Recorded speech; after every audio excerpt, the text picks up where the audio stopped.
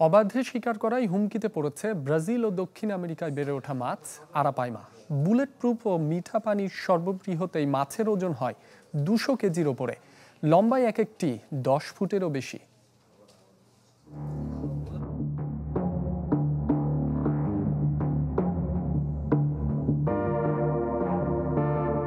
Bullet proof vest পরিহিত বিশ্বের একমাত্র মাছ আরাপাইমা।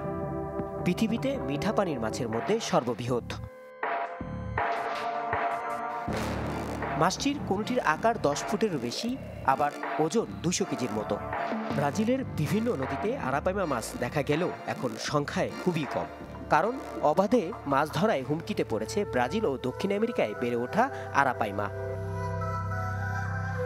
দক্ষিণ আমেরিকার এই মাছটির আঁশ পরিবর্তন করা গেলেও ছেঁড়া বা ছিদ্র করা যায় না।